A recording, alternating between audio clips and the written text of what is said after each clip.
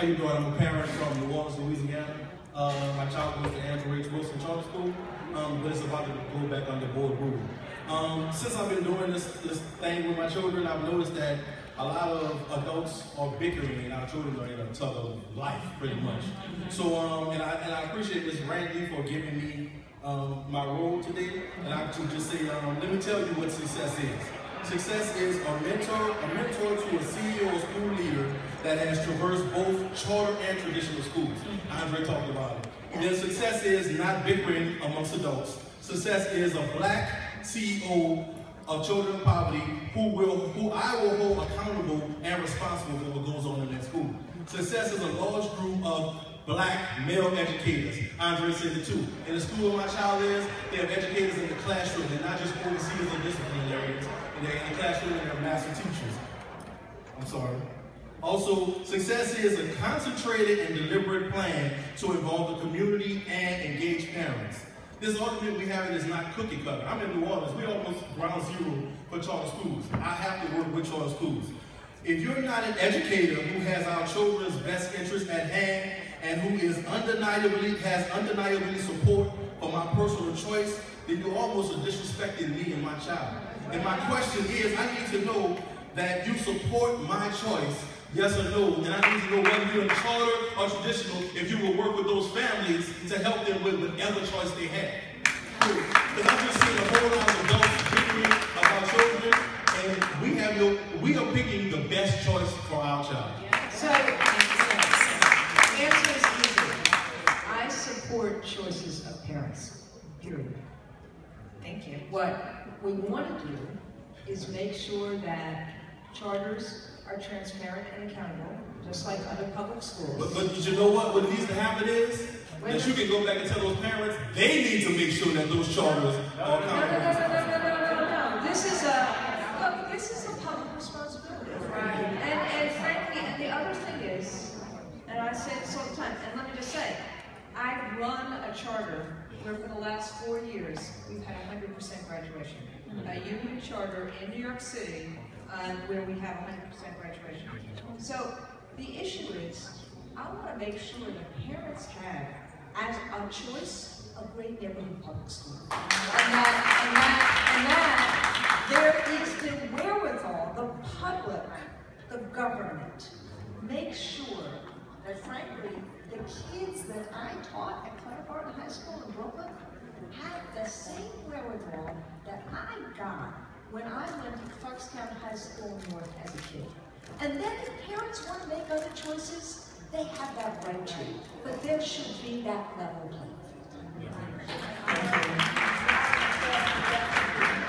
So the gentleman spoke about the accountability in schools, and Randy followed up on that, saying that it's very important that charters are held to the same accountability as other public schools. And I want to pose a question and ask any member of the panel here, what exactly do you think is the role of state accountability systems in ensuring that our most vulnerable students have what they need to be successful?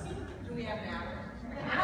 You do not. I'm going to actually time you. You got I will say this, and this is where the federal government has been instrumental in every other area of my life in terms of a black person.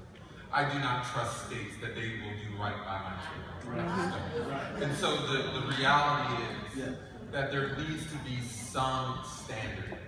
The problem is that we have relied on tests way too much for what they were intended for. There's this thing that is called Campbell's Law. If you're a statistician, you know anything about this. It basically states that when you attach a political or social function to a test, you corrupt the test. And for lack of a better term, you create a teaching of the test scenario or other perverse incentives. But we do need tests. Kids aren't, and this is, to be honest with you, it wasn't until middle class families started crying about the test that this even become an issue, which is hilarious to me.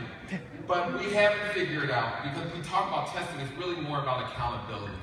When accountability is so heavy-handed, it creates a perverse incentive, pressures, all this kind of. We need data. We absolutely need data.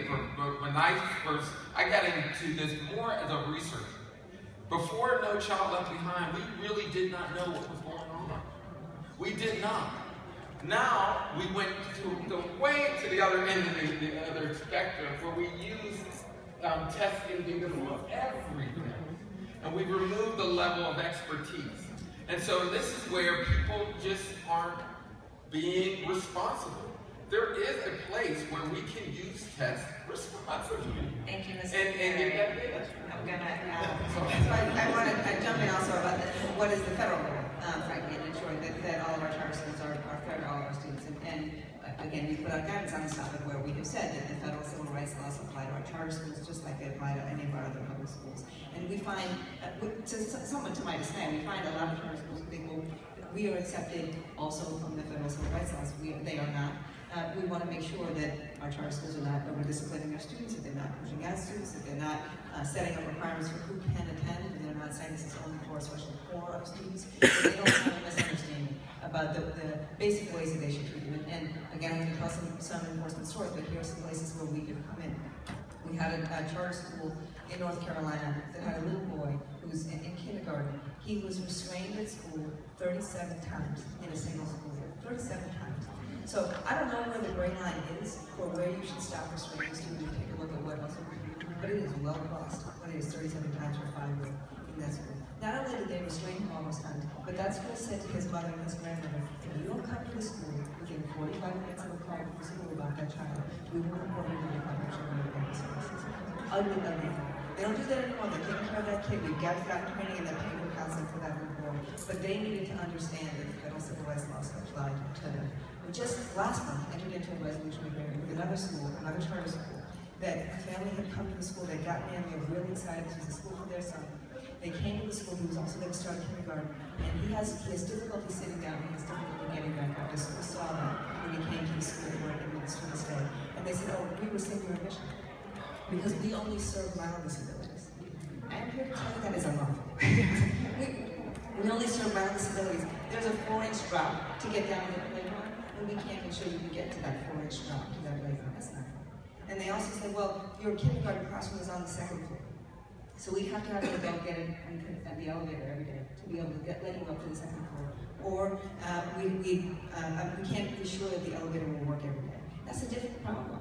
That kid deserves to be at that school. So the resolution agreement is that he can go to that school, he can go to any other school with that child operates, and they have to make sure that he is also. So I just want to say that we are here to make sure that our charter schools fully serve all of our kids. There is no question. And we have to have both. We have to have the federal backdrop in addition to the state backdrop to make sure that all of our kids are respected and fully served at all of our schools. Thank you. Guys, I am so sorry.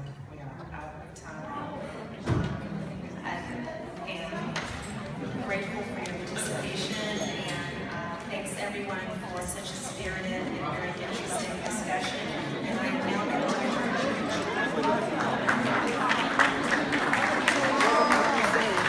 So you did good, bruh.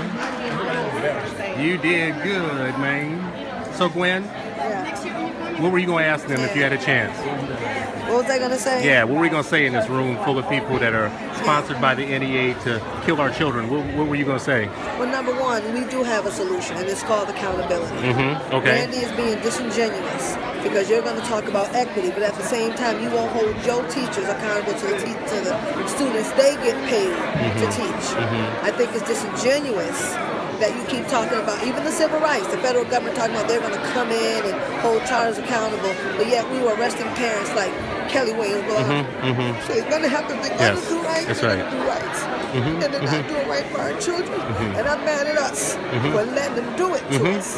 So as parents, we better handle our business for our babies, because there is no one, and I mean no one, that's going to see about our children like us. That's right. That's right.